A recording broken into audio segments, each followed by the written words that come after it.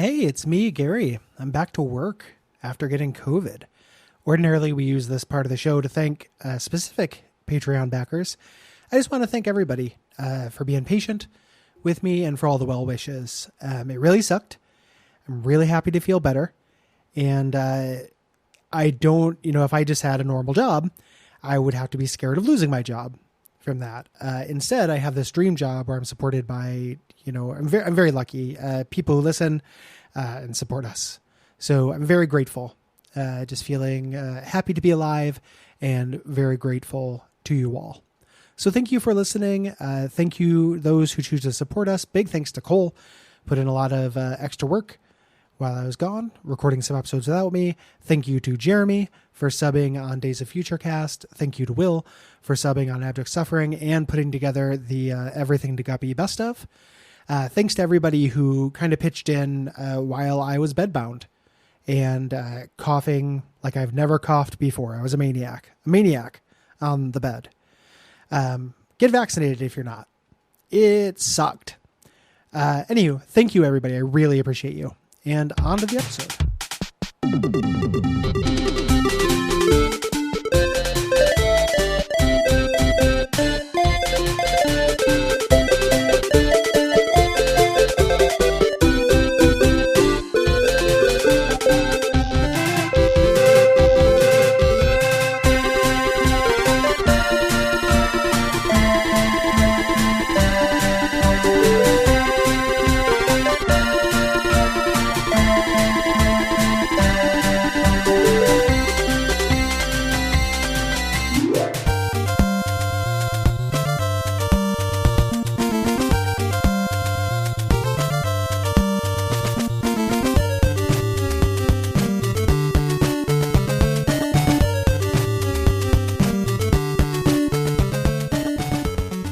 My name is Gary Butterfield. My name is Cole Ross.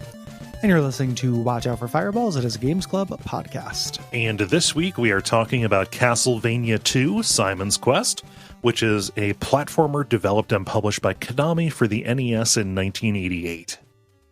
The probably the most badass person named Simon in fiction or history. Yeah, Simon tends to be a name of a Dorcas, right? Yeah, real nerd name. Yeah. Simon. Hi, my name is Simon. Paul Simon named an album There Goes Ryman Simon. And thus set Simon's back by decades. Yeah, and Garfunkel wedgied him. And thus broke up the greatest American songwriting duo of all time. And to warrant being bullied by Art Garfunkel of all people. That's dude. Oof. Yeah, that's extremely bad. This is a Gary pick. This is a vanity pick. And it's a vanity pick. It's one that we've been talking about. We've been threatening to do this for a while.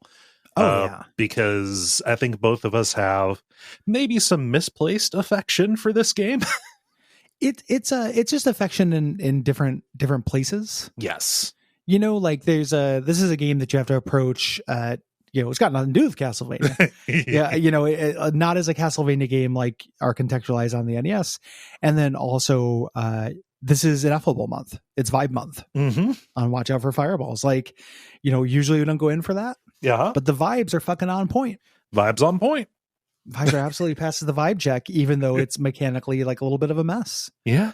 I have tons of affection for this game that I wouldn't if it were 12 hours long. Mm-hmm. But the fact that the idea you can get away with this bullshit at 2 hours. Yeah. 2 hours with a guide and save states. We should probably say, but 5 hours without. Yeah. It's not. This This should not take you very long. No.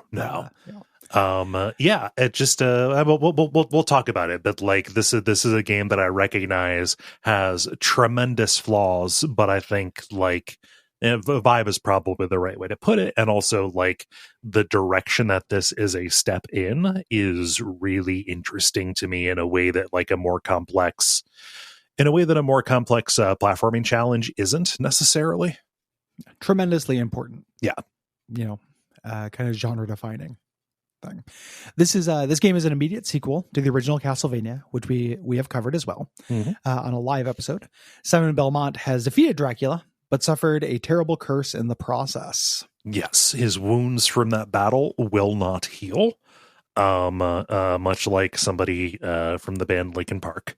And he has to gather the pieces of Dracula's body to cure himself.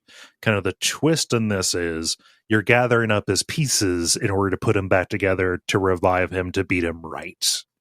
Yeah, kill him real good. Yeah. His body parts, including his ring. Mm-hmm. Movement and combat are basically identical to the original Castlevania. Yes. So we have a whip with a short delay when you use it. You have to commit to your jumps. Mm-hmm. You cannot change direction in midair. Yeah. That Castlevania feel is maintained. Yes. Yeah. You also have sub-weapons, but these work a little bit differently in Castlevania 1, Castlevania 3. They're items you pick up, and you hold on to them until you pick up another one. And that choice is, pretty important based on knowledge of what you're going to be going up against, whether you take it or not. In this, you have like an RPG inventory. Once you find a sub-weapon, it's just kind of there. You can go into the menu and pick it and use it. Generally, the basic versions of these are free, but there are upgraded versions that will cost you hearts, which are the currency to use. And there are consumables. Yes. That you'll use in this menu as well. There are also kind of like ring slots. You can find Dracula's relics, which are the goal of the game to get these, but there are certain ones that will give you a gameplay advantage when equipped. Mm-hmm. The big example being his rib cage becomes a shield. Yeah. Which allows you to deflect projectiles when standing still. The rest of them all suck. But the idea is still there. Like, yes. This is a cool idea. You're always basically going to want to have the shield. Yeah. Unless you don't have to. Yeah. Unless you are specifically using one of the ones that lets you destroy blocks better, maybe. Kinda. Yeah. I love that one because the idea is I don't have to go into the menu. I can just use my whip. Yep. But you're not going to have that thing equipped. You're not going to have the nail equipped. You're still going to go into the menu. Yeah. There are also kind of key items. So these crystals that need to be equipped under certain circumstances or to open up passages in the world. Yeah. Kind of change the world state. Yeah. These items and whip upgrades are either found, or are purchased. Yes. Using currency. These are hearts that enemies drop. Yes. Confusingly. That has always bothered me about Castlevania. That hearts do not recover health, but that is not a new complaint. That's just one that I feel like lodging right now. Kind of the last big systemic change before we talk about like the big stuff is that because this is an action RPG, you are gaining experience points and leveling up. This governs your maximum health and not really anything else. That's going to be important though. You do not level up like a bunch. Generally, you're going to level about once per like mansion that you go to, like once per major, boss level kind of deal. But falling behind on this curve is going to be a bummer because healing is not necessarily prevalent in this. You pretty much only do it at the churches, kind of like at the checkpoints. And that extra health is going to be necessary, specifically not because of like difficulty, but because it's an endurance challenge kind of thing. Yeah, we'll talk about the marathonness of this as opposed to its sprint. Yes, nature. Which again, just I might talk sugar about this game, vibe check, but it's a big flaw. Yes, it's really easy to play through this game without knowing there is an experience system. Mm-hmm. It just seems like your health gets refilled kind of randomly. And your health bar doesn't get longer. Right. So it's kind of your maximum health. It's also kind of your damage resistance. Yeah, it could be seen the that other goes way. Up. You know what it reminds me of? It reminds me of the experience system in Bionic Commando. Yeah. Yeah, that's a good point of comparison. Yeah. There. So while your moment to moment moving your Simon Belmont around will feel very familiar, the structure of the game is totally different. Yeah. Instead of seeing a map and going level to level and having these different levels represent parts on a map on a quest, this is a big open world. You travel the countryside, you visit towns, you go to these different mansions in basically any order to gather the relics you need. And all this takes place from a side-scrolling perspective. Right. It's doing that Goonies 2 thing where 3D space is sort of represented in a 2D angle. Sorta, maybe, kinda. There is no in-game map. So either if you're going to be playing this now, like you can find, maps that people have made to show how everything kind of fits together, or you would want to kind of make or keep track of your own, just because backtracking is required in this. Yeah, you can also, if you mod this game, which we'll have a note about near the end. Yeah, that is one of the more common mods. Yes, is adding a Symphony of the Night-esque map to this. Yeah, the countryside is full of monsters and these little platforming challenges, and so this is where you're going to be traversing from kind of point of interest to point of interest. The towns have villagers who give text. We'll talk about that at length. Merchants and churches. Churches are where you can heal. Yeah. And kind of the big, other than just the open world nature and the XP system, the huge change for this compared to other Castlevanias is a day-night cycle. Yes. You may be familiar with the meme text, what a terrible night to have a curse, right? But that coincides with this pretty consequential mechanical change. Because there is, a distinct world state change that happens here. When night falls, the monsters get tougher, specifically more durable, and they do more damage, but they drop more experience. They drop more currency, right? Yes, it's both. Your experience is currency as well. Yeah. And there's a system in this where once you can level out of an area, where enemies will still give you money. They'll give you hearts, but they don't count as XP. They only count as money. So this day-night cycle is awesome. Yes, love it.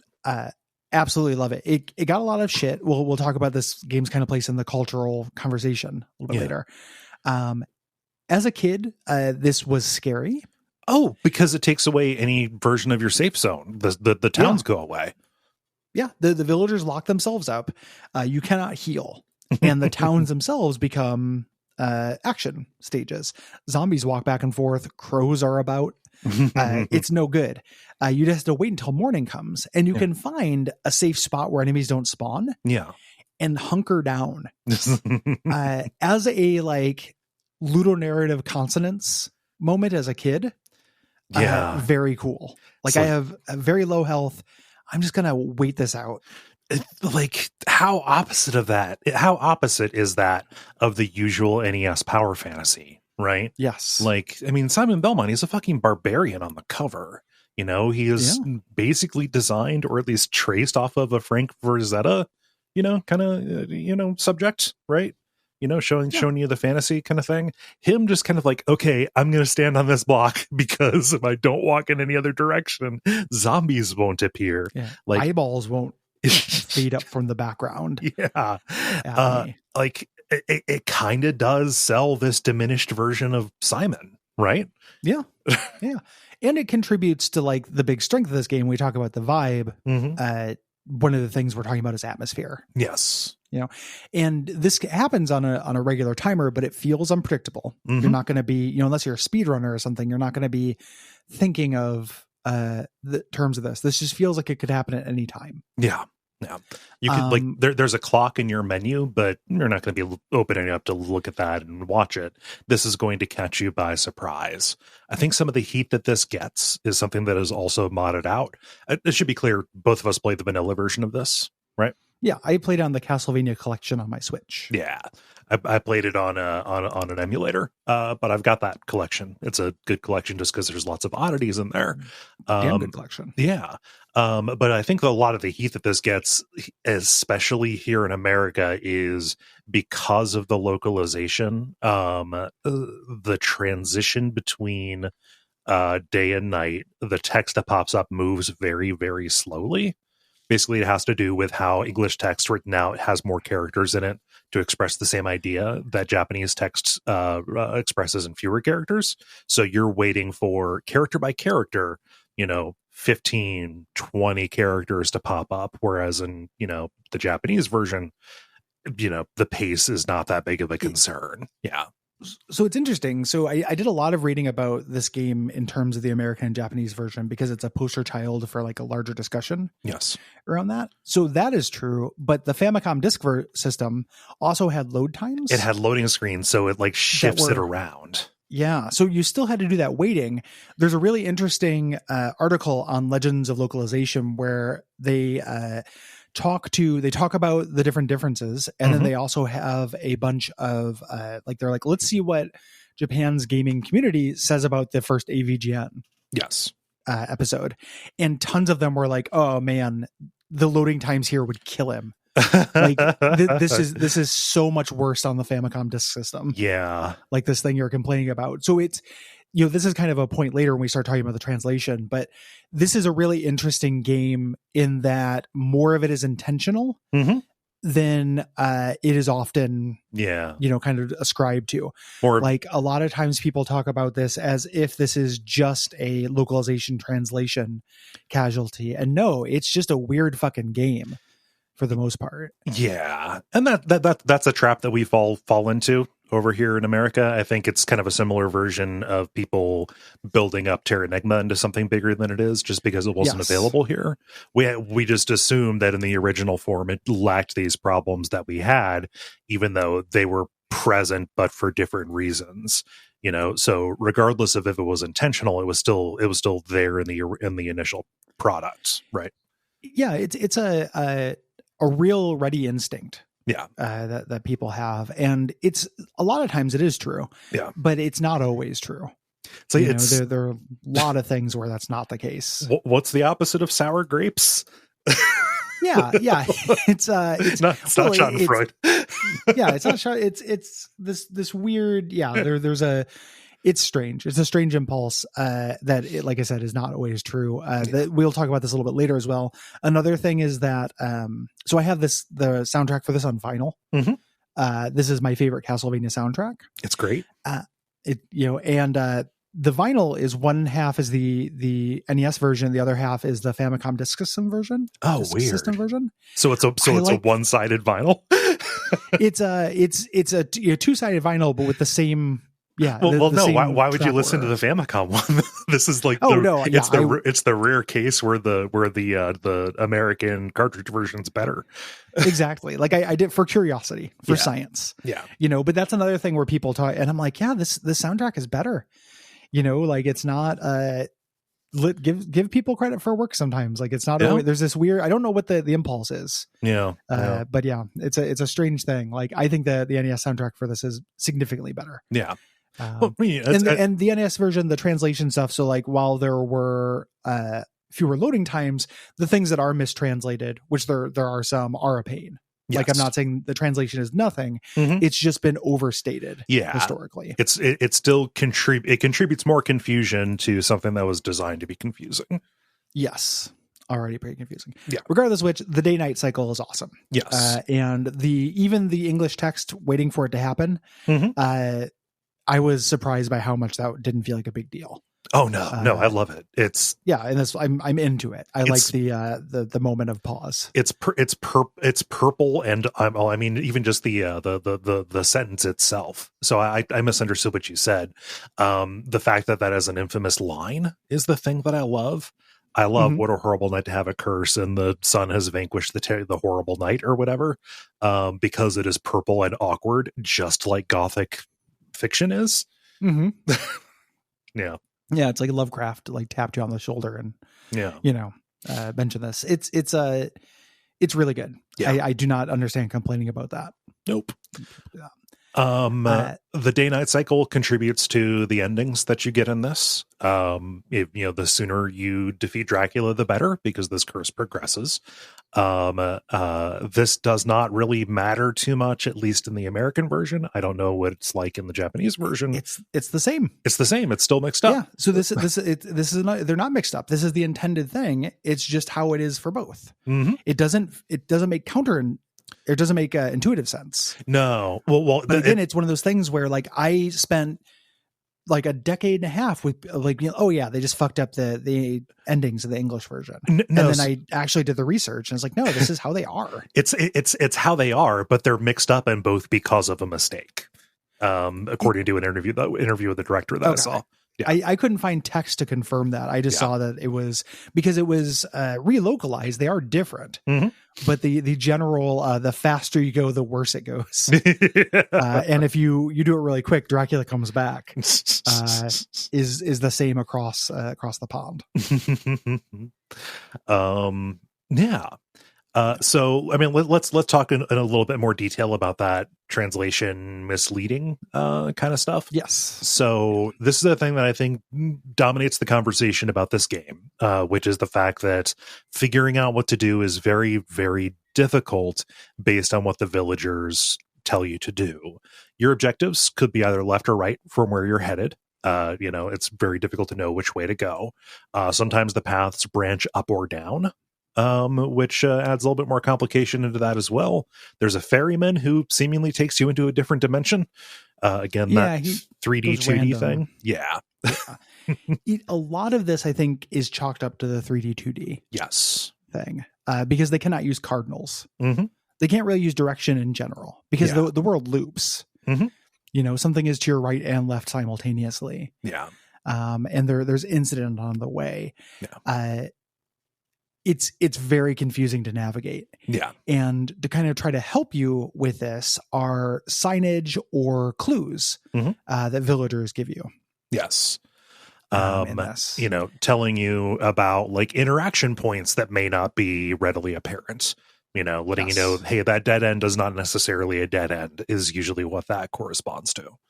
Yes. These are, for the most part, are esoteric in either translation. There are a few translations like they're high on that Legends of Localization thing or the strategy wiki, I think is where I read this, but they're highlighted in red. Yes. So you can see which ones they're clearly different.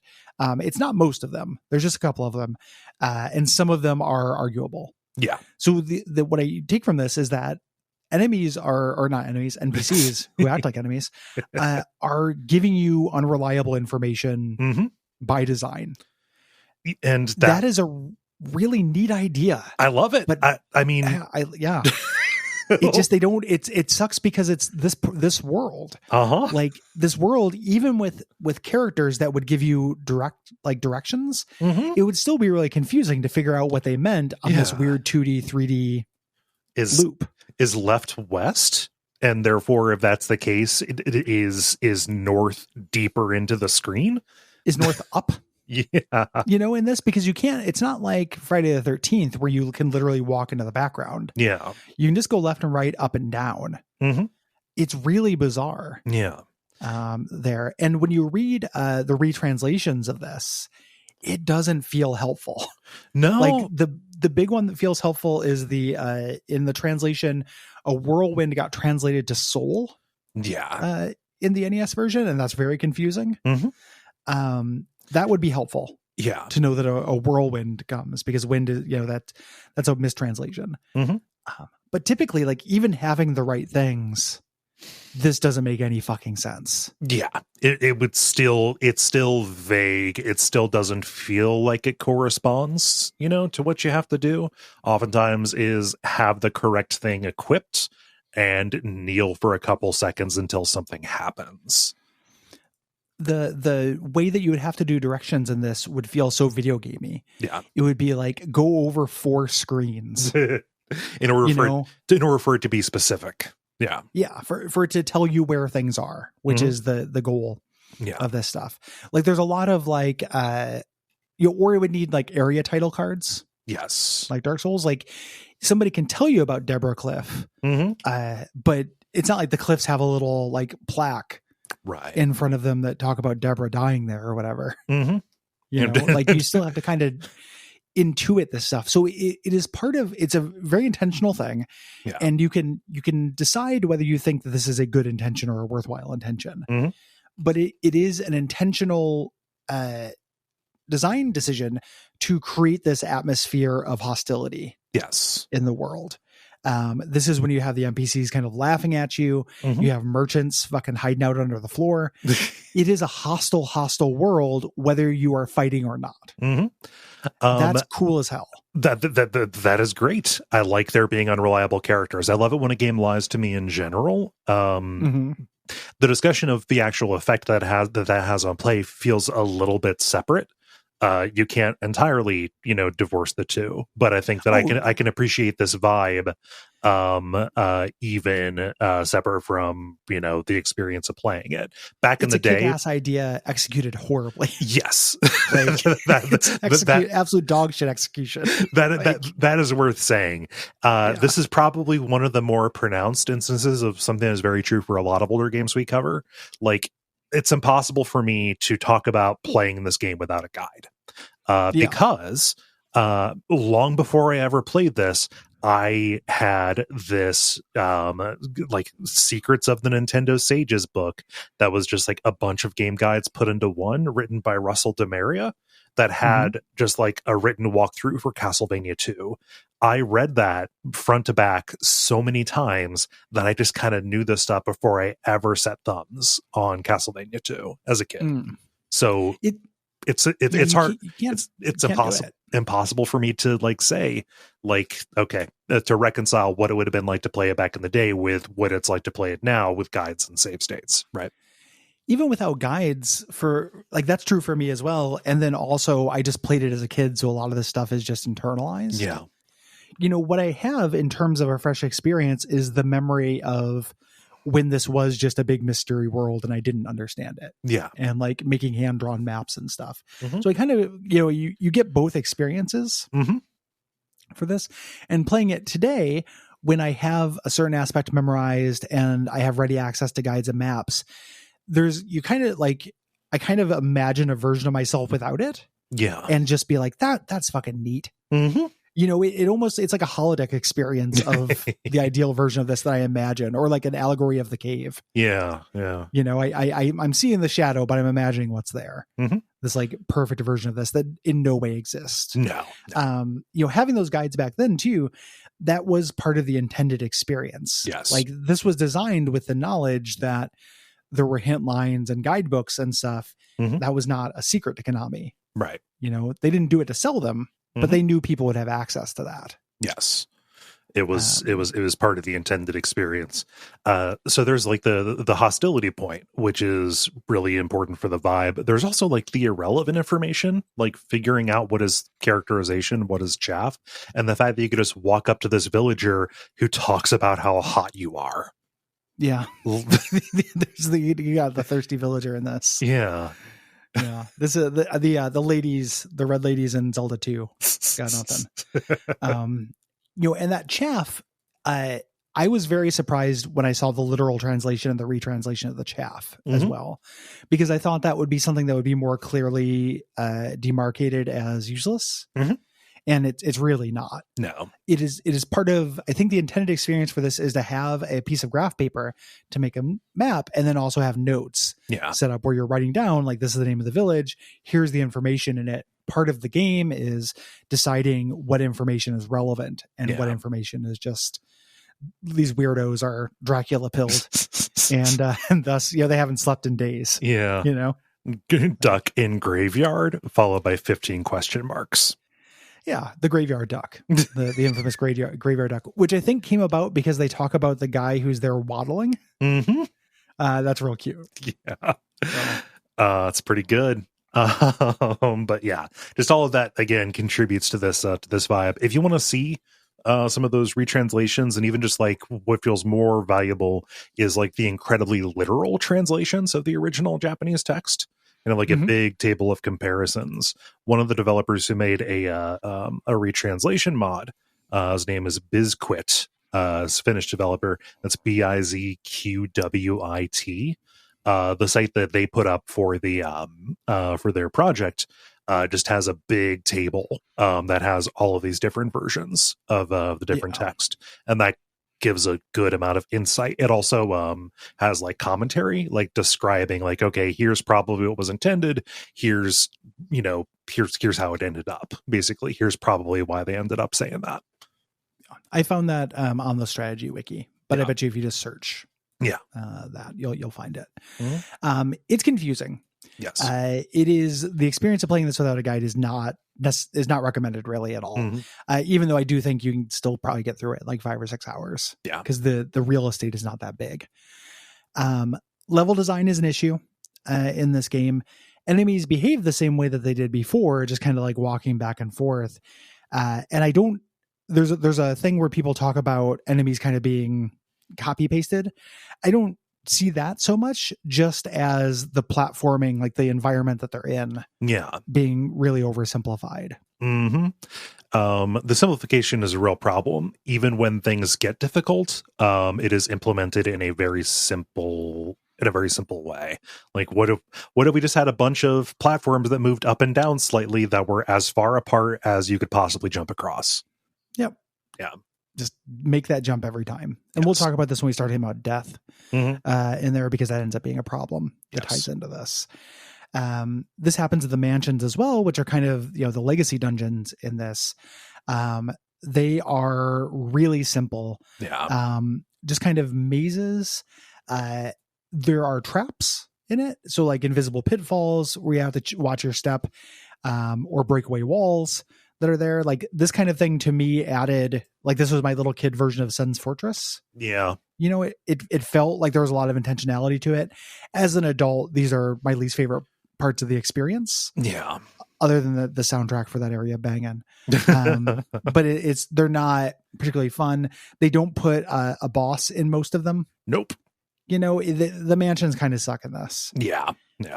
And it's hard not to compare these mansions to Castlevania 1 and Castlevania 3, where each stage feels very thoughtfully designed around your avatar capabilities and the different weapons that you have available. And the enemies were placed in a way to thwart you and test you. Right here, it just kind of feels like space. Yeah, there's a little bit of that. Like every once in a while, you get a little bit of that feeling that creeps in. Yeah, and same thing in the overworld.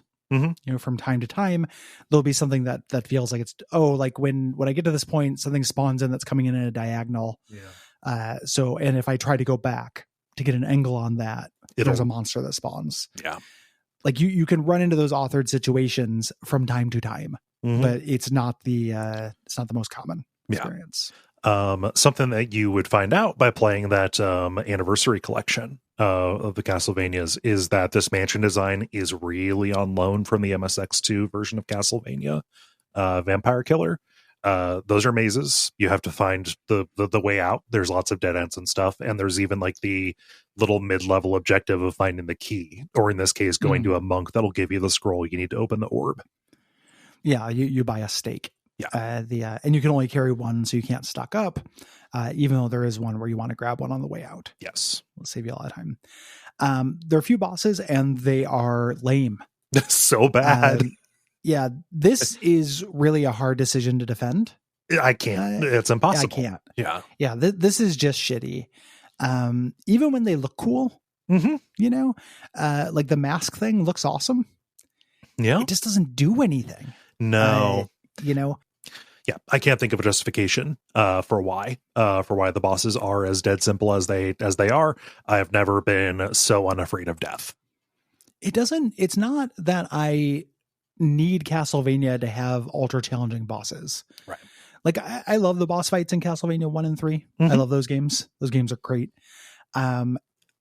One big Elden Ring lesson was like, I'm okay with a boss being a pushover every once in a while. It can be about the spectacle and the design and stuff. This doesn't do spectacle or design, and all of them are pushovers. Like they may as well not be there. You can run past them. Yep. That it's silly. It feels unfinished. Yeah. And it does not, mistakes or sloppiness in this that contributes to a mood. I am okay forgiving, because this game was important to me as a child, and it's a really low commitment, and I admire it. Yeah. A mistake or flaw that doesn't contribute to mood or actively works against that mood doesn't get that comments. Doesn't get the benefit of the doubt on that. Yeah. Yeah. So these suck. When you die in this game, you have a certain number of lives and you die. You start right where you died. If you continue, same thing happens, but you lose your money. This was a thing that if you want, there's an Ego Raptor video about this. That was an early piece of video game criticism that's very famous about this. This is a bummer because all you lose is time. Yep. If you die while you're grinding, That sucks. It's not a meaningful setback. I was thinking about this when I was playing it. If I had a lot of money, once I knew this, having a lot of money, I was like, I want to be careful. I'm not going to die. Yeah. And this ended up actually feeling a little bit forward thinking. Yeah. To me, like this almost is a nod towards like a post limited life game style. Yeah. It doesn't, I don't really value limited lives as a tension maker. I guess.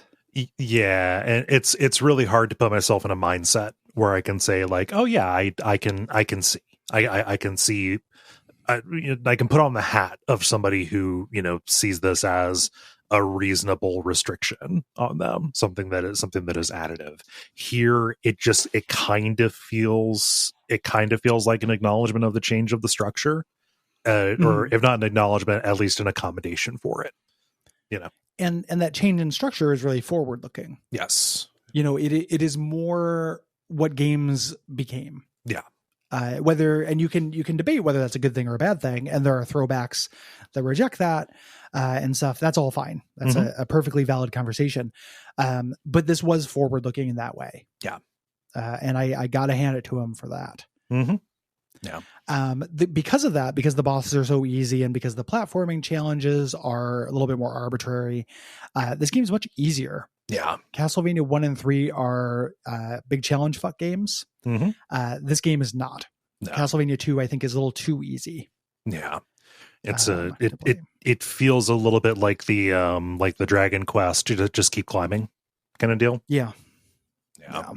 And once you know what to do, once you can get the most powerful whip and the most powerful sub weapons, you're very strong. Yes. You're just really not going to get into trouble. And then once you have those things, you have no reason to save money. So if you die, there's no penalty. Right. Just keep throwing yourself at the thing. I am okay with that because it's not a game about challenge, but I think that throws a lot of people. Yeah. Because that is what this name is synonymous with. Synonymous with. It feels out of step with the other beloved games. Yeah. Aesthetically, this looks like NES Castlevania. They've changed some of the aesthetic to this. It is not as bright as it once was. I actually really like the look of this game. Yeah. I like how detailed like the cobblestones in the village look and how the forest looks. Like I think this looks better than Castlevania 1 to me. But that's going to be a mileage vary. Kind of thing. I found some of the specifically the character art sprite work was a bit of a bummer to me. It felt a little bit more awkward. And I felt like a little bit of the kind of the restricted color palette of an given screen. Just it felt like it was a little bit more every screen was a little bit more dominated by one particular tone. As opposed to that almost feels like it is another sacrifice of density. Castlevania 1 and 3's levels, very dense. They can be densely designed. This, because there is so much space, is going to be a little bit more open. That presents its own, kind of aesthetic. And I think I'm mostly expressing a preference here when I say the visuals here are weaker. Yeah, I can see that. For sure. Yeah. Like the weird thing going back to Castlevania 1, if you haven't played it in a long time, is how fucking psychedelic the levels look. Yeah.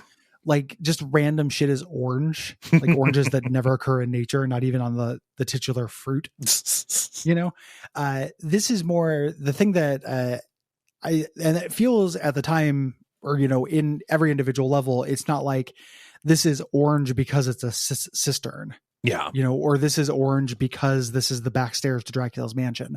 I think the thing that Castlevania 2 does is that you can start associating a palette with a biome. Yeah. Because you are traversing biomes. So I know this color means swamp. I know swamp means this set of enemies. Yes. It kind of bypasses my, as an individual scene. I like the incredibly messy, like Mandy-esque psychedelic fuckscape of Castlevania 1. In terms of feeling like a world, this contributes for me. Yes. Another constraint that is put on this that is almost too obvious that it makes you forget to mention it is that all of the outdoor spaces, including the towns, needed to be designed for two different color palettes, day or night. Yeah. And again, I like how things look at night. I like the dark version of the town quite a bit. These dark blues. or purples. I don't know. Every song on the soundtrack is great. Love it. Every single one of them is good. This is my favorite Castlevania soundtrack, personally. Famous song. What's the one? Bloody Tears or something like that. Mm-hmm. Yeah. Standout stuff. Standout track. The game was designed by Hitoshi Akamatsu, director who made Castlevania 1, went on to make Castlevania 3, Dracula's Curse, kind of the central person there. Weirdly, people would say, hey, this is nodding toward what would ultimately be a Metroidvania kind of feel. That is true. This is kind of an intermediate step towards Symphony of the Night. However, Akamatsu does not cite Metroid as an inspiration. Instead, he was following one of Konami's own games. Yes. Nightmare 2, The Maze of Gallius. Yeah. An MSX game, which was an open world, kind of like an open castle you could explore, and had a different task to unlock different levels within. Yeah. Very Metroidvania. Mm-hmm.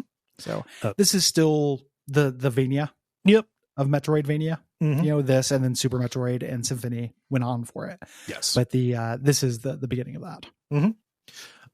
The design document talks about some things that seem pretty interesting. So the zombies in the towns originally were going to be, what's the name of those Japanese jumping vampire zombies? I do not remember their name, but I know who you're talking about. Yeah, I want to say Khonshu, but that's Moon Knight's god. That's Moon Knight's buddy. Yeah. He loves that shit. You put Khonshu under a box with a string. You got a Moon Knight in the morning. Gotta love that show. But they were originally going to be those, but people thought they were too difficult. When the zombies being there was already kind of a bummer if you were looking to survive. Let's say, yeah. And also the day and night cycle was going to affect more in the world. There were going to be hazards like collapsing bridges or strong winds that would have appeared at different times of day, which sets up kind of this neat thing where like maybe during the day the enemies are not that tough, but the bridges fucking suck. But oh god, they just wilt under the sun. Yeah, I'm sleepy. I've been up all night. I'm collapse. I am I'm quap size. I'm going full collapse mode today. Yeah, just absolute trash tier collapse mode. Empires do that. You know what? Empire's going to get the crumbles. It's fine. So what happens? That is a cool idea, even though I think that well, I mean, this is a cool thing. It would need a way to pass time because it would introduce an element of planning. Yeah. Which is a cool idea, but you'd have to be able to like go into the clock shop and talk to a time priest for that to work. Don't threaten me with a cooler concept. This game was advertised in America with this controversial Nintendo Power cover with a model dressed as Simon holding Dracula's severed head. It fucking owns. It's great. Just incredible. I love old Nintendo Power covers. Parents complained it gave their kids nightmares. Good. Yeah.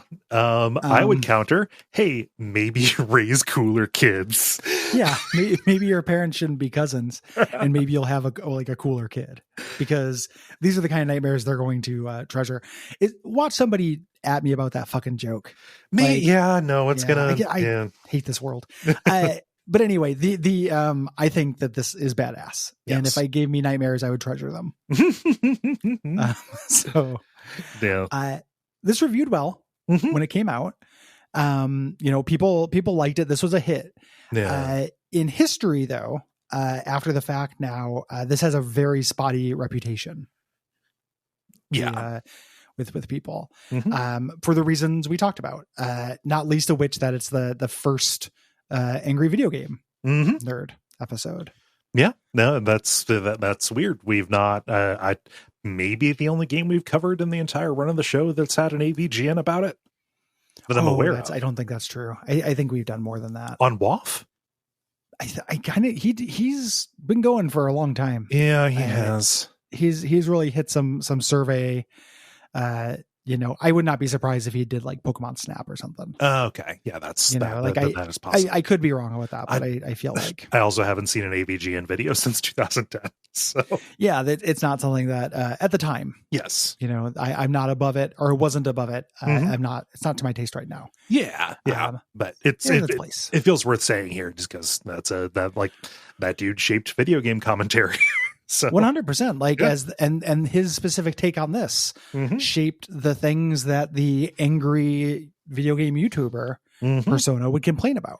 Yeah, like the game grumpsification, like the people just not liking something about a game, shaped by this, by his nitpicks about this specific game. Yeah, some of which are valid, some of which are nitpicks. Yeah.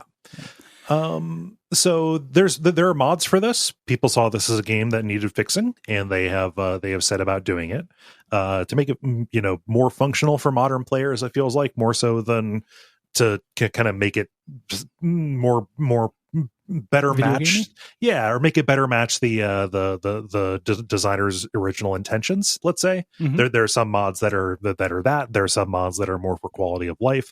Both of these feel more about quality of life to me. Yeah. The first one I heard about was Simon's Redaction.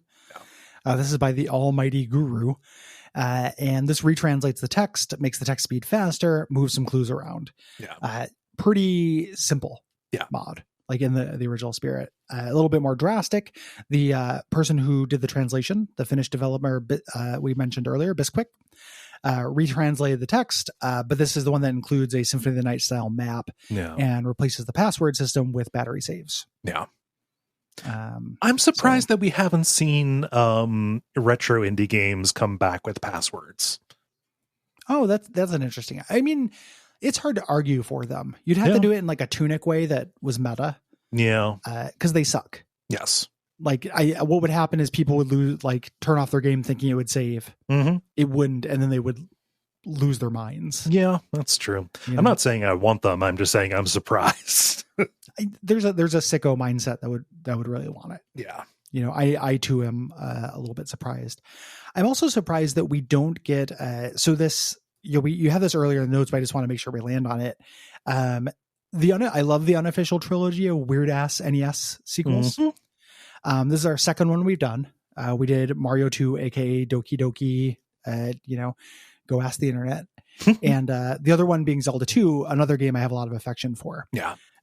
You can on the Switch Online service, there is a Zelda 2 mode where you can play with everything unlocked from the beginning. Yeah. So you're just, super mode. It gets rid of all the grinding. You still have to go get the items, but you're really powerful. That's really fun. Yeah. It would be weird to cover that game using that version. It would, but it would be hard to convince myself to play it the normal way after having tried it. Because it's grindy as shit. Yeah.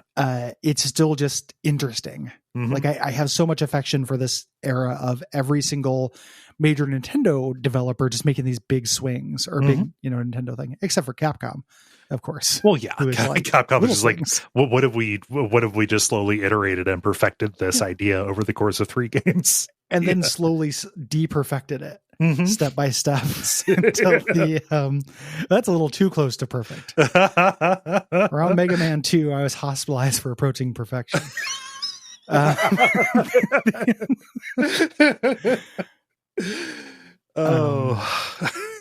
I agree. I like this era a lot. I go to bat for these fucked up little weirdo games like this. Not Metroid 2 though. I don't care. Metroid 2 is hard to go to. I find that hard to like as well. Yeah. I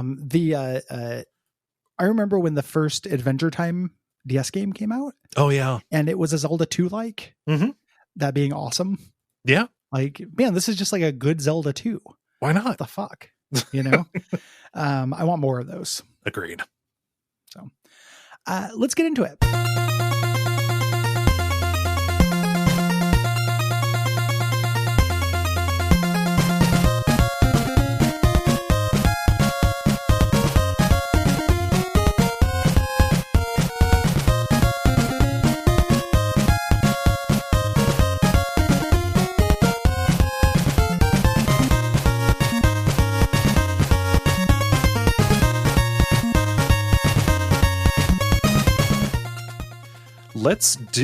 This is going to be real quick. It's gonna go there's so not fast. most of the stuff you just Castlevania through stuff. Yeah. Here, hopefully we spend enough time explaining the vibe part of it, because that is what the main experience you take away from this. Yeah. Like being lost or not knowing where to go and spending a lot of time kind of poking into the unknown is the intended experience, and that does create a specific mood. Yes. It has nothing to do with a walkthrough of the game, though. No. There's got very little. I almost said got nothing to do with, but you just said that exact same thing, but without the emphasis. Yeah, without the I think you should leave. That's okay. Yeah, that's fine.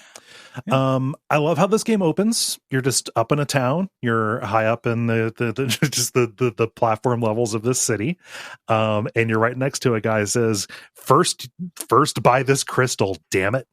Yeah. And he's right. You do need to grab this crystal. But it's very funny that a guy just tells you. Yes. You start with 50 money. So nice. You can buy the crystal right away, or you can buy the holy water in town. And you can, but you need both. Yes. You want both ultimately. So it's telling you to go get some money. And this functions kind of as a tutorial to go check out the combat. It also signals its nonlinearity. If you go left, there are these 2-headed ogre thingies that are much harder. They will ruin you. They have projectiles that will chunk your health. Yep, they will fuck you up. But if you go right, you're just dealing with little skeletons and werewolves. Just walking back and forth. Little guys. Yeah. Skeletons, they just walk. The werewolves, when they get close, they'll jump. So confounding both attacking and jumping over them.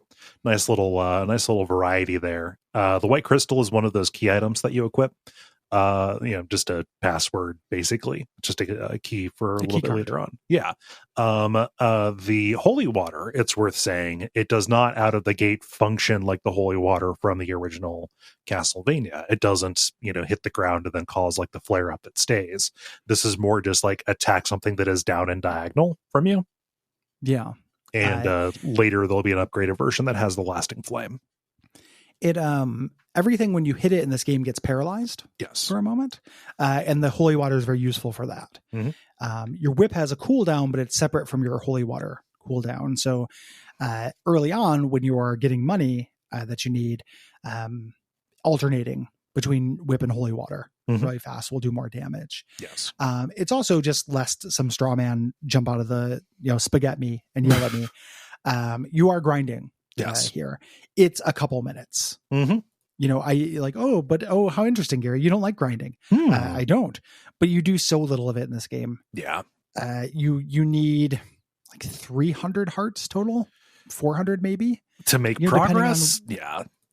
Depending on what you do, like what you get, like so in this town there's a thorn whip which does double damage. Your whip does 1 damage, the thorn whip does 2. You can grab it now, or you can just jump up to the chain whip, which is good for a real long time. And eventually the last upgrade is free.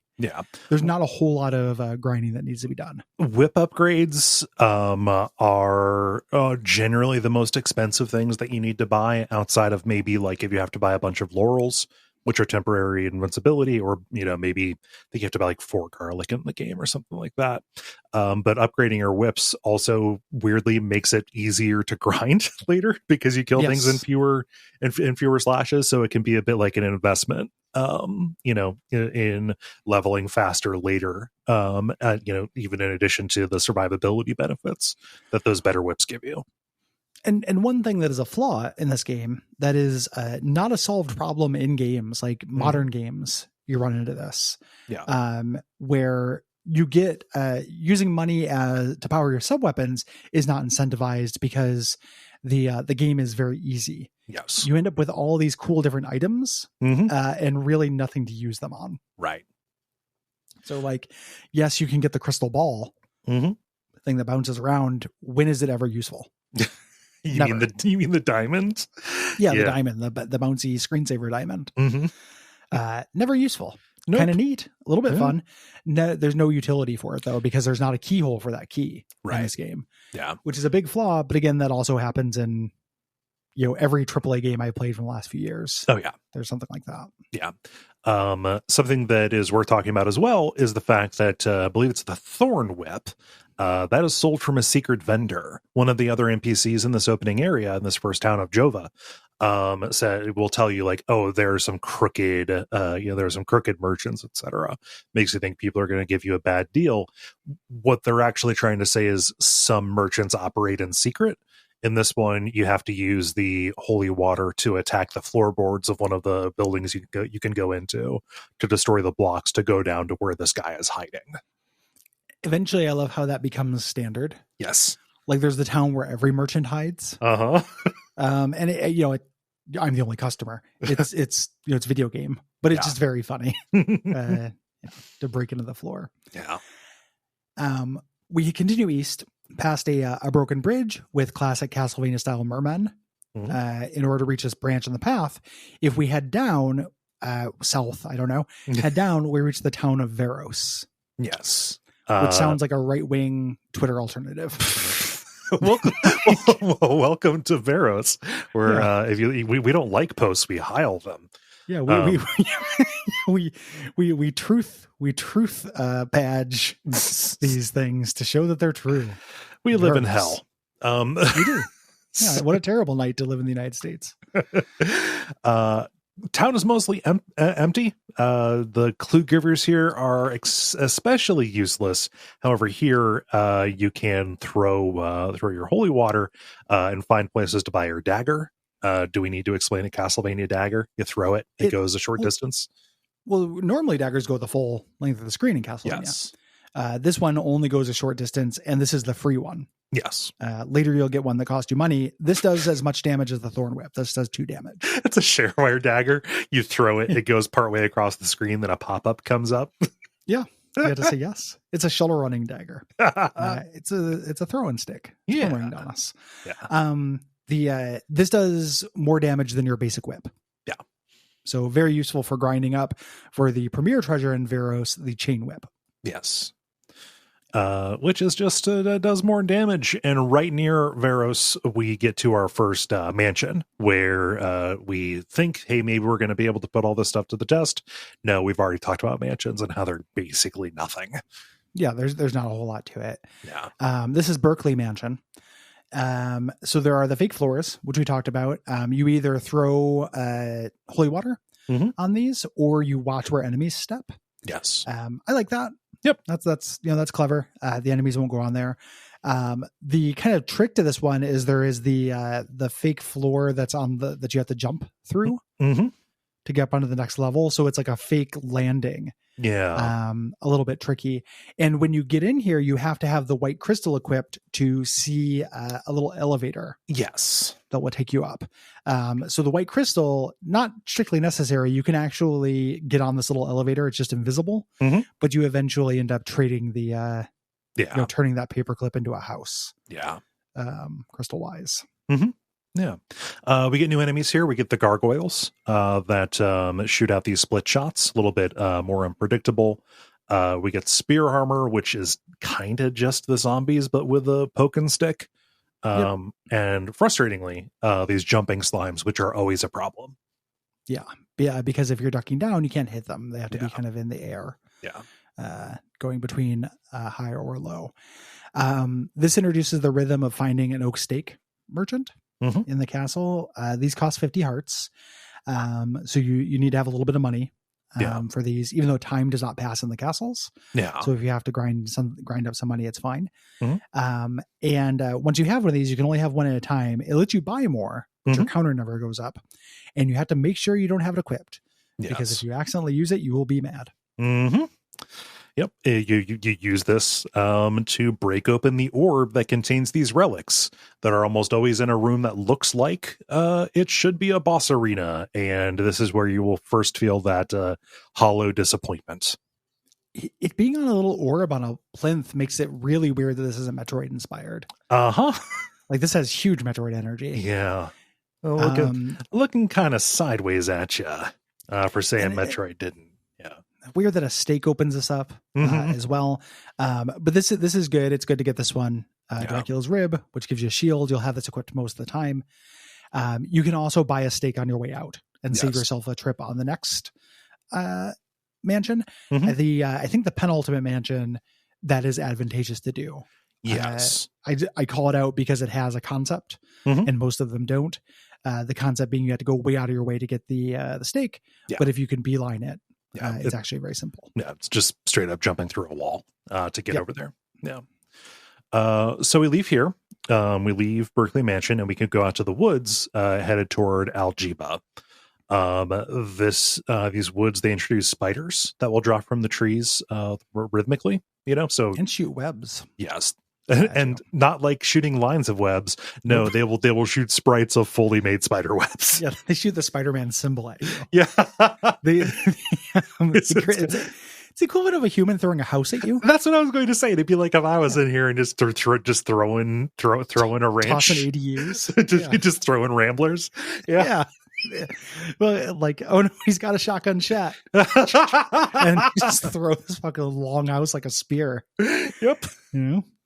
I guess like a turtle throwing shells might be also, but that's what the skeletons do because they throw ribs. They do. It's fun. We also, when we get past this, we get to this area that looks like a cistern or sewer area, and this has tougher enemies. There are bats. They kind of fly towards you, and these floating eyes that will make a beeline towards you, and it's trading a little bit in that classic Castlevania mechanical bit of how do I handle something that's coming at me, not from directly in front of me. You have a very limited kind of attack zone. Interestingly, in a game without the axe. So you had to back up a little bit, and jump and hit them. But yeah, cool, atmospheric. I like that you pass through a sewer, to get here. It seems kind of strange. This is presenting sewers in the same kind of like palette as like an option. Like, oh, you might find a forest, you might find a mountain, you might find a sewer. But if you put if you look at this through Dark Souls eyes, it's kind of like, oh, this is like the quickest way through between these places, right? Yeah. This town is important. We get from this garlic, laurels, and the blue crystal. The way these work, laurels we talked about, these are invincibility that you can have. Garlic is really interesting. It does the manual says it weakens enemies. It just hurts them. You put it on the ground and it hurts them, but really you're using this as a consumable that you trade to weirdos. Just background weirdos. Just ambient weirdos who love garlic, and you just give them a clove and they just fucking gruffle it on the spot and give you something. They don't even bother peeling it. They get all the nutrients from the shell. They also just appear when you drop garlic, like just garlic, and Kool-Aid Man through the reality. The blue crystal you get by talking to a swordsman. There's a swordsman every town, and he will trade you your white crystal. So every crystal has backwards compatibility. And you just have to talk to a guy. Who will collect them all. Who wants a worse crystal than he has. He like, it goes better with his stuff.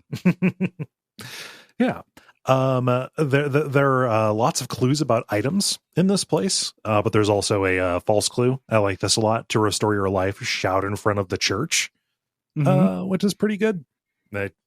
Practice that in real life. Sanctuary. You have to actually go in and talk to the person who basically says you look like shit, which I like a lot. If you take this garlic to the cemetery just to the right, you can drop this, and a garlic snuffling weirdo will give you a silver knife. This is the next upgrade of this. This flies further, does more damage, but it costs a heart. And it's up to you to decide if it's worth it. I generally didn't find that it was worth it. Hitting a moving target at that distance was not advantageous. Not something I felt like I could pull off. At this point, if you have the chain whip, it's unnecessary.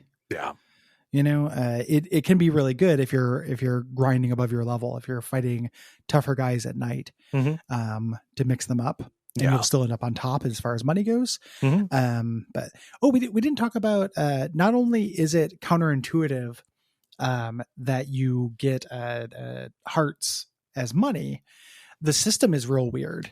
The big heart, half heart, small heart, half heart system is also counterintuitive. Where full hearts are worth less than half hearts. Because full. I don't know if they're going by volume and we just can't see it. Are there collectors because they're rarities, like collector item? I don't know. Maybe, I don't know. It's like those upside down plane stamps. Yeah. We backtrack past this town, and we go down or south in order to reach this path forward. There's a lake where we can see the other side of it, but it's too far to jump. If we put on the blue crystal and kneel, the camera just pans down like frog fractions and shows you what's beneath the lake. Mm-hmm. Yeah. The appearance is that the lake drains. I like this because it implies that you have just devastated this community. Yeah. Well, they deserved it. They lied to me. I shouted in front of a church for ages and I didn't heal at all. Not jack shit happened. No more water for you fools. This gives us the hilariously named Rover Mansion, which sounds like a Hotel for Dogs sequel to me. It does not sound cool. No, not at all. And there's not a whole lot new here going on. Not really throwing concepts at us fast and furious. The kind of centerpiece of this, or set piece rather, at one point, a moving wall trap will try and push you into some water. And it's easy to avoid because it doesn't move very fast. Yeah, you just jump over it. Yeah. There are also some kind of tight jumps here where you have to make them without hitting your head. Mm-hmm. They're not above death hazards. Right. You just fall down. But you have to figure out how to make these jumps. Not a big deal. And there's no boss. Right. You buy the steak from the convenience vendor and then grab Dracula's heart. Here is Dracula's heart the one with no purpose? I think Dracula's heart is the one with no purpose. Yeah. There's one of them you just need to have. Yeah. I'm looking that up. Continue. Yeah. To proceed, we had to go back to Jova, and we had left from there. We run into those double head enemies that we saw before, these two-headed guys that we bounced off of earlier. They're like skeletons that shoot fireballs, but now we can handle them. Our whip is better, and we've leveled up a couple times. Yes. They're not going to destroy us. Yeah. We're going to need the heart here because the heart is what you give to the ferrymen once you get through this area with the double heads. Might be the ring. I feel like there's one of them that doesn't do something. The ring doesn't do anything. The ring just lets you get close to Dracula's castle. Yeah, because the eye will reveal something, and the nail allows you to whip through false platforms, I think. Yes. The eye reveals it says it reveals items beneath false blocks, but really it just shows you some blocks that you can destroy. The nail seems to be the most quote unquote useful one. That's the one that lets you destroy blocks with your whip. Outside of the rib, of course. Yes. Yeah. When we get past this, there's some dogs here as well, and little swamp men that pop out of the water that shoot fireballs very slowly.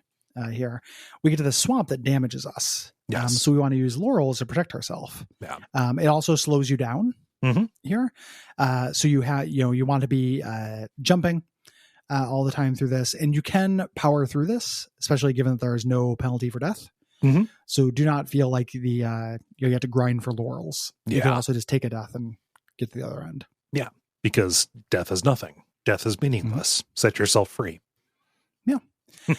There's a ferryman here at the end who will chuckle. And if you have Dracula's heart equipped, he'll take you to the shores of the Jam Wasteland. Love it. Yeah. Just picturing dark Candyland. Yeah, I love the Jam Wasteland. Yeah. If you got to this place before you got Dracula's heart, he will take you to a different location. Here though, the heart acts as a key to the Brom Mansion. Is where you need to go. But the Jam Wasteland has like a little stopover. If you go beyond Brom's Mansion, you'll find a guy that'll just give you a diamond. You don't even have to give him anything. It's just did you get there? But this is beyond one of the toughest platforming challenges in the game. Crossing a lake with oscillating platforms and the first Medusa heads that we've seen. Yeah. And these pirate ghosts, I think, are a great sprite. Oh, yeah. This is the diamond that screensavers around the room and is not worth your time. Yeah. It would be an interesting weapon in a game that had levels that were designed for it. Like Symphony of the Night. Yeah. Since it basically does what the crystal does in that. Yeah, that you throw down. Yeah. Brom Mansion is nothing. It's just, a maze.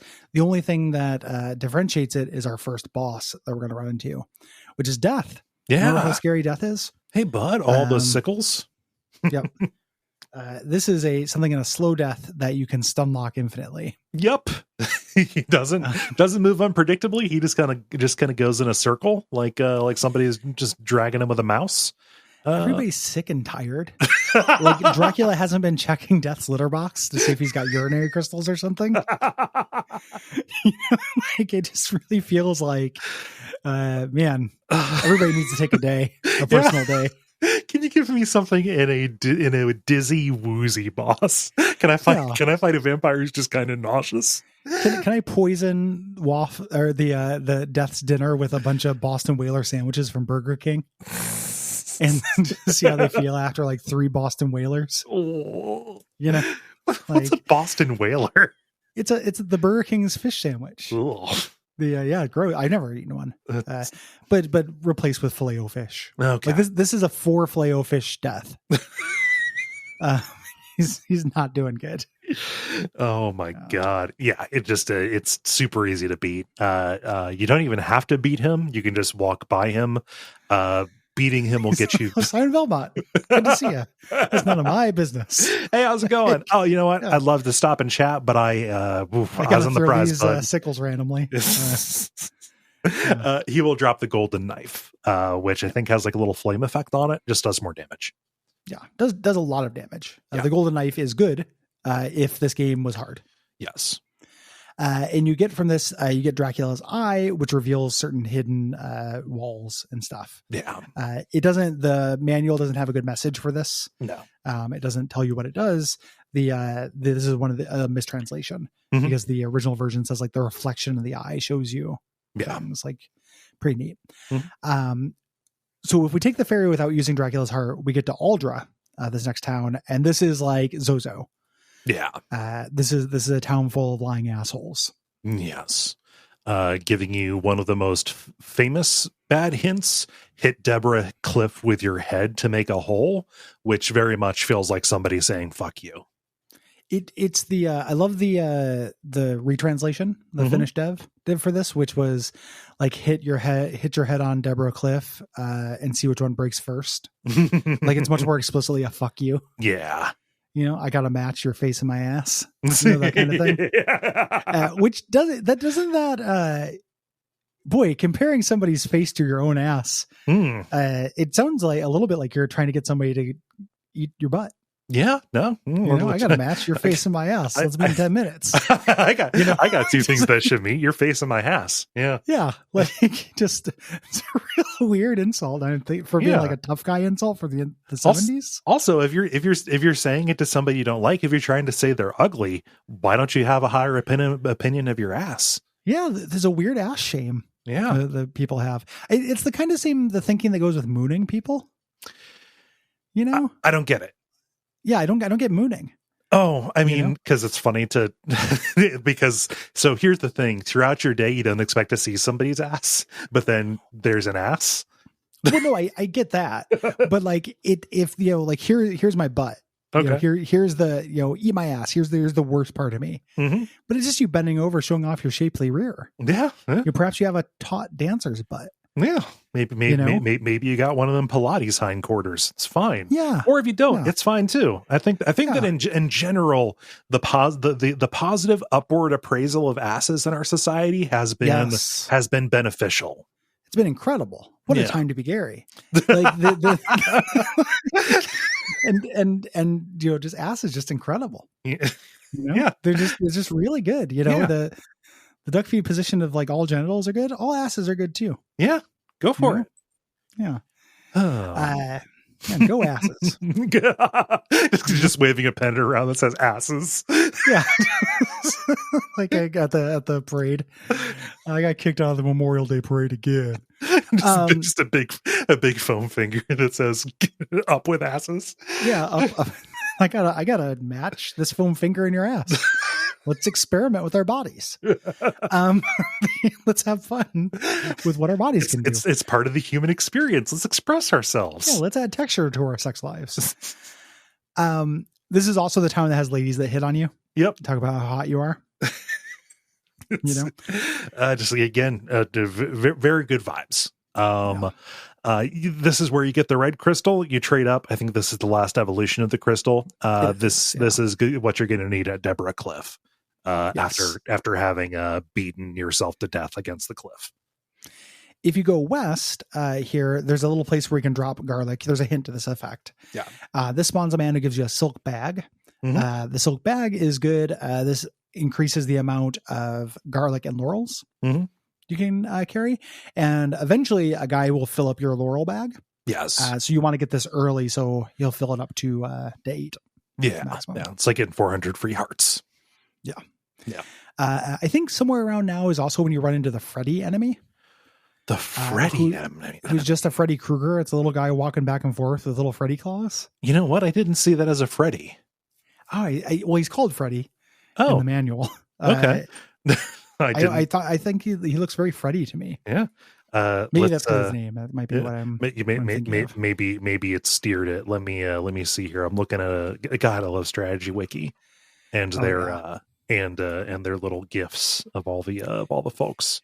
Yeah, it certainly doesn't look like Freddy Krueger from the side. I think the fact that he's kind of flashes his claw, it's more that he poses like Freddy. He's got moves like Freddy. Are you talking about the Kagadume? Like the green guy? It's Kagetsume is the original translation. He's kind of green and black. Yeah. No, I don't see that as a Freddy at all. It looks more xenomorphy because of the greenness and the shape of the head. Well, the manual makes him, but in the he kind of moves his hands like a Freddy Krueger. A little bit, yeah. Huh. And in the novelization, they make sure that his name is spelled with an IE instead of a Y, and that might mean he's a nice monster. So this has a Worlds of Power book associated with it, and we usually make a mention of those. This one it's interesting because it is not like the kid gets pulled into the game and they are the hero. They're pulled in to be Simon's sidekick. Yeah. They don't replace Simon. They just hang out with him. Yeah. It is like a 70-page book that has 22 chapters. The last chapter is the final confrontation part 2 for some reason. And then the names of the chapters are like a rib tickler and stakeout. God. Red Rover, Blue Rover, will you come over? Chapter 16, the slime of Dracula. I read all those before I did the book on it. It is not one of the better ones. No. Probably not as bad as like the baseball one, which is just a play-by-play of the baseball. It's just a baseball game. Yeah. But the Shadowgate ones and the Blaster Master ones continue to be the best of those. I disagree. I like Bionic Commando. Bionic Commando is pretty good. Yeah, it's a good one. So anywho, that's the Freddy enemy, aka Green Monster, aka Claw. Yeah. There's a stopover in a town called Ondol, which there's really nothing there other than giving you the ability to buy the Morningstar whip. It's what we're saying. Not every town has a church, which makes arriving at them and looking for the church and not finding one very disappointing. Yeah. Or very stressful. Yeah, sure. If you can be additive. Yeah. After you buy this Morningstar, you're basically out of money reasons. Yeah. So dying doesn't matter. Yeah. And you want to get this because this is the final upgrade you can buy. The last upgrade is free. West of this town, that's where Deborah Cliff is. You have to have the red crystal there and crouch, and then a whirlwind carries you past it. This was translated in town as a soul. Makes no bad translation. Yeah. One of the more infamous lines on this, one of the more infamous scenes. I do like how this is basically the wraparound on the world. You're at the furthest left edge, basically, and this will take you back around, not all the way to the right, like it'll drop you a little ways in from the top of there, which is also a good little disorientation. Yeah, I like that. It's also speed runs avoid this by using damage boost to get over like a one-way drop. Yeah, that you can do. The main thing this is going to take you is by Bodley Mansion. Yeah, this is the same as every mansion we've been to, basically, but enemies are harder. Yeah. They take more hits. They're not offensively more hard. No. The relic here is Dracula's Nail. This is the one that lets you break the blocks with your whip. You can either do that or just have the holy water equipped. Mm-hmm. Yeah. Which I would do. This mansion has kind of a quick exit, like a shortcut exit, which is really weird because they could have done this for all of them. They could have, and they didn't. It's one of those things where, like, thinking about Castlevania 2, it's such an old game. When you realize how many, we talk about this a lot on Bonfireside Chat, the line between mistake and intention. Yes. Whether something is a lore nugget, like this might have a reason to be, and you can puzzle that out, versus something that's just a mistake. So many things in Castlevania 2 are on purpose, like canonically on purpose, either through interviews or through just looking at the rest of the game. Yeah. That because of when it came out, it transfers something that would just be contempt in me to admiration a little bit. And just how slight it is. But it's interesting to think about why they did this. Yeah. Here, maybe the idea is, you're near the end. Maybe because this is a more challenging dungeon. Like possibly. Maybe people on their way out got stuck. Yeah. And that's unsatisfying. You're near the end and you've got the treasure. So yeah, I don't know. I mean, on a fully informed playthrough, this is presenting a little bit of a trade-off, because you could make the quick exit, but this is the place where you want to buy the extra oak steak. Yeah. Because that is going to be most useful in the last mansion, the Laruba mansion. So it's like either head straight out or take a little bit of a detour to buy that steak. So it's funny that they put this quick exit in a place where, like, in the one instance where it would be beneficial not to use it. No, it's probably why. Yeah. Once you leave, so we need to go to this other lake here to the west and kneel next to it to drain it, then head down to the caves. We go through another sewer area. This is huge, and there's huge swaths of this that there's no incident. There's no reason to go there. Yeah, they're just enemy. It's weird. Yeah. Like it's really strange. As a kid, I remember thinking there had to be a secret there because the rest of the game had, primed me to. Yeah. Well, and also, there's a little bit of, I remember like getting into arguments with friends playing games, like saying like, oh, there's nothing there. And they say, why would they put it there if it wasn't important? Yeah. Like they use memory. They designed it. It's there. It's like, no, it's not. Doesn't have to be.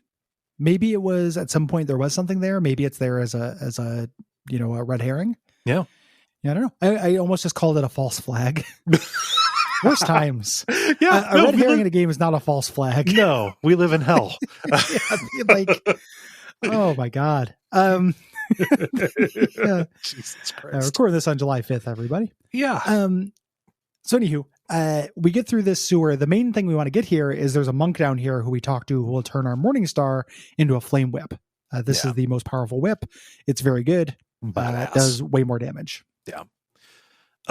And right on the outside of this, we get to Laruba Mansion, which is in the middle of this huge swamp. We need several laurels to cross, or you just walk and then you'll die. It's fine. Yeah. Set yourself free. This is very large. This is the dungeon that you can skip. Yes. A big portion of, if you like. If you have the stake, you can just go to the end, but the stake merchant is hidden deep in here. Yeah. So much so that there is a monk who will fill up your laurels here, which is nice to have for the end game.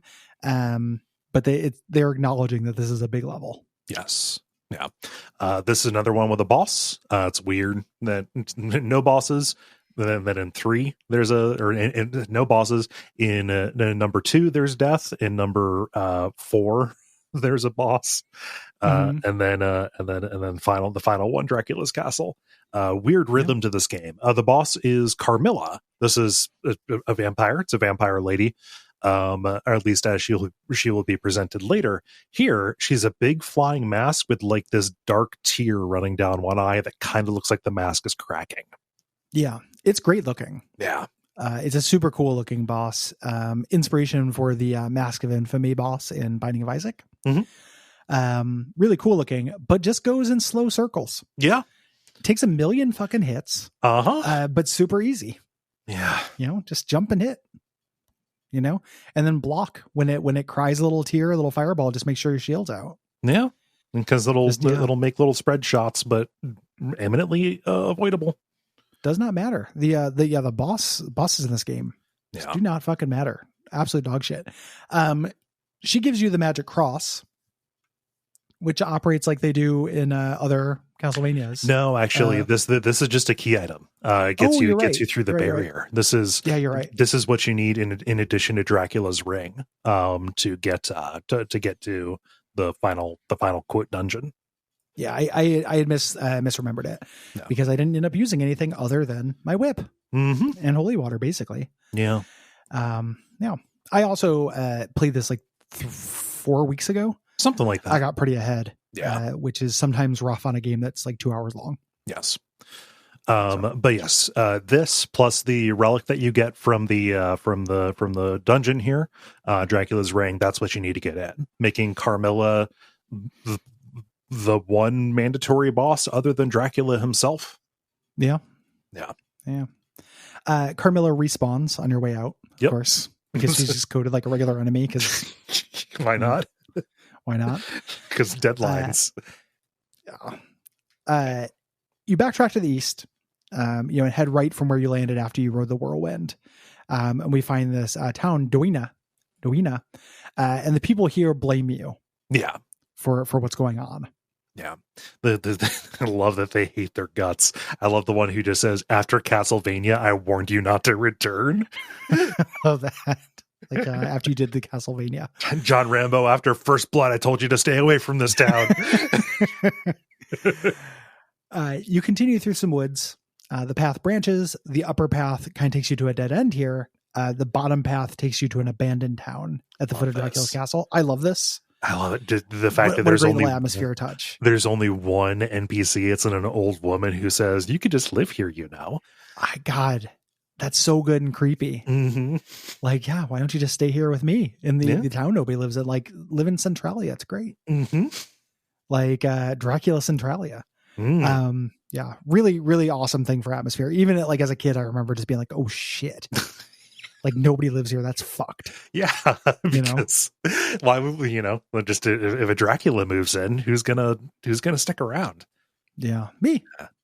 And that lady. Because I like to get fully Draculated. So we have to head east here. We head east across a bridge. We're going into Dracula's castle. Yeah. There's a wall right in front, which we can destroy because we have the heart and all the relics and the magic cross. Yes. And we get to go into Dracula's castle. A very short dungeon that I also like this touch that there are no enemies. Mm-hmm. Yeah, it's kind of, it sucks because Dracula is super easy, but I like how spooky it gets. Like Dracula has this corrupting presence that the town nearby is empty and even his castle is empty. Yeah.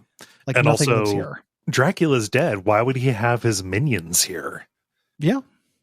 Well, because they know that you're coming. Maybe. It's an attractive nuisance. Simon Belmont trap. But also, why would he want to stop you? Yeah, that's true. Because remember, we're here suspicious. We're here to put him back together. Yeah, but to kill him. Mm-hmm. Maybe so that he has backup once we do it. Oh, maybe they should all be hiding like a surprise party. Oh, like those garlic guys. Yeah, as soon as you drop a garlic, they're all yo. That garlic. Like in the later era Simpson with Cookie and Cleany. Yeah, I love Cleany. Cleany's great. So we get to Dracula. It's so easy. Just like every other boss, you can stun lock him with a couple of the items that you have. He just kind of floats lazily in a circle again, like somebody's dragging him with a mouse, and occasionally throws fireballs. It's real bad. Yeah. Just absolutely the worst boss fights in this. After you beat him, you get an ending depending on how long it took. Literally, like how many days passed. The bad ending is black and white. You get this view of Dracula's tombstone, and you get the text, the battle has consummated. Now peace and serenity has been restored to Transylvania, and the people are free of Dracula's curse forever. And you, Simon Belmont, will always be remembered for your bravery and courage. Dog shit ending. Just, you blew it.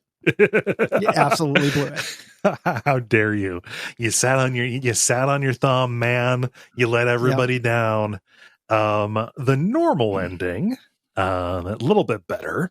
This one's in color, and it has Simon kneeling in front of the grave, and with relief, it says, although the confrontation between Simon and Dracula has concluded, Simon couldn't survive his fatal wounds. Transylvania's only hope is a young man who will triumph over evil and get rid of Dracula's deadly curse. Yeah, which seems way worse because Simon dies, but also, next generation. That's good. The new Thunder gun will take care of things. The good ending, you had to beat the game in 7 days, which is hard. Yeah. If you this is meant to be played repeatedly to get these extra endings, which I don't know. I don't think people, really benefits from such. Right. But you do have to know what's going on to beat it in 7 days. Yes. This shows the tombstone at night. And the text is, the encounter with Dracula is terminated. Simon Belmont has put an end to the eternal darkness in Transylvania. His blood and sweat have penetrated the earth and will induce magic and happiness for those who walk this land. Simon walks away, and then Dracula's hand bursts from the dirt. Lots of mixed messages. Yeah. Between like the color grading and the day cycle and the text and whether Simon lives, all these endings, none of them seem to correspond to anything. They're all over the road is the thing. Yeah. It's all of which I think are fine from a dramatic standpoint. Yeah. If you decouple them from the idea of reward. Yes. Just, the good ending, like here's the tombstone, you did it. The ending that you did it, but you paid the cost and the next generation will come, or you did it, but you didn't do it well enough and Dracula's coming back. Yes. You just have to think of them not as corresponding to how much time it took the game, to beat the game. And separate from, the notional player who played this at the time worked really, really hard to get an ending that is by all reasoning worse. Separating myself from that person and their disappointment, I do appreciate the NES sloppiness and jank to the endings not corresponding to the effort. Me too. It's silly. It feels mysterious and weird. Yeah. To me, this is the ultimate hypocrisy game for me because it was my Castlevania as a kid. So and I said this a couple times during the episode, I can't emphasize enough that this is like a snack. Yes. It goes by real quick. Like feels good in the hands, goes by real quick, feels good like in a Castlevania way. Like if you like this kind of feeling, I enjoyed running and jumping and whipping shit. Yeah. In this, it bypasses my critical mind. I just love it. I don't know. Yeah. I love Castlevania too. Yeah. I love it too. I think that, its quality as distinct from the experience of playing it. Like those can be separate things, as long as we acknowledge it. I think that's fine. I don't think that's, bad criticism or anything. I guess the listener can decide on that, but yeah, it's hard not to have affection for something like this and the swings that it makes, even if it doesn't deliver on them.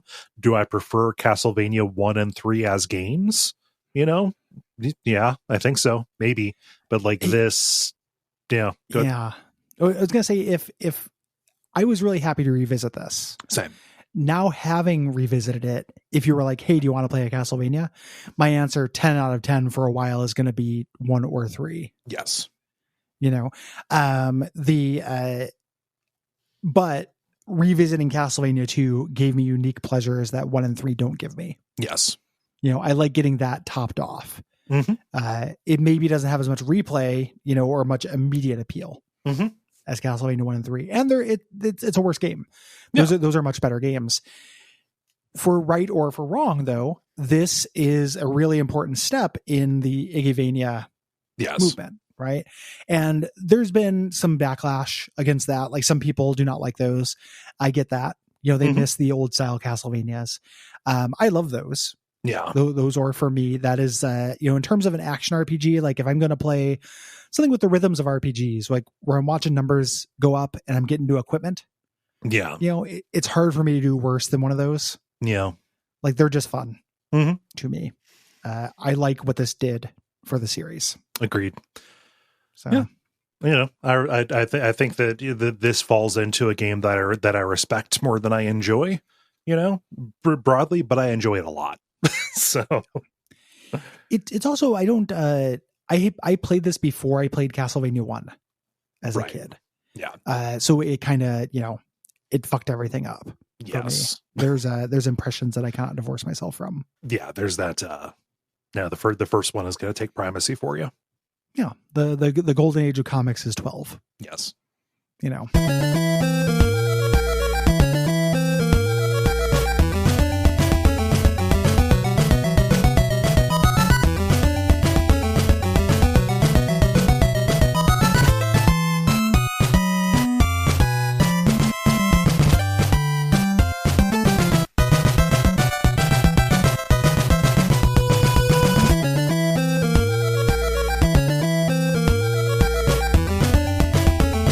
Thanks me for putting this on the schedule, and thanks everybody for listening. Mm-hmm.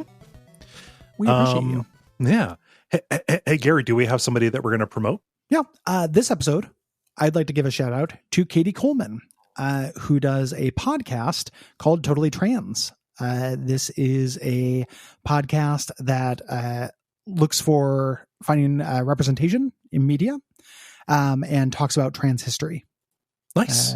So you can find this at https://totallytrans.buzzsprout.com.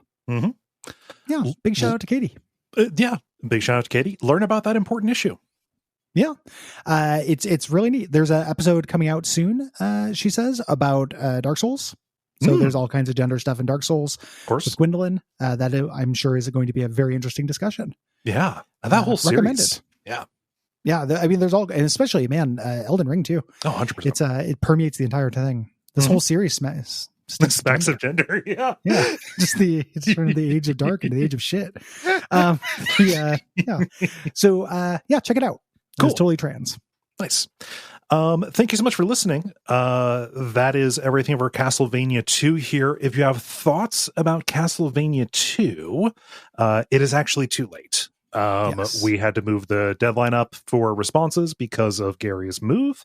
Normally it would be the 15th, but as you're listening, we recorded that dispatch yesterday. If you're calling in about elder care, this episode is about gardening. But if you have thoughts about August's games, which are Final Fantasy 12 and Wario Land 4, you can go to duckfeed.tv/contact and write in, click the WAF button there and write your response. If you have thoughts about multiple games, please separate those into multiple responses. That helps us file things, makes my job possible. Yeah. Next episode we're doing is about Control. That is a premium episode, which means everybody is going to get the generalities. Mm-hmm. But patrons at $5 a month or over will get the entire episode. Yeah, I think it's going to be a good one. I think so too. The generalities of that game are interesting, but the specifics are also very interesting. Yes. So I think that's going to be a good one. If you'd like to join us, it's $5 a month at patreon.com/Duckfeed.tv. Yeah. And you don't just get that episode for the $5. You get access to the full catalog. I think we're approaching like more than 50 of those at this point, something like that. Yeah. Yeah. Quite a bit. Join us. Please. And leave ratings, reviews on Apple Podcasts or Podcast Addict. Anything you can do helps out. Please do. So, we really appreciate you. Until next time, what should they watch out for, Cole? Watch out for the graveyard duck.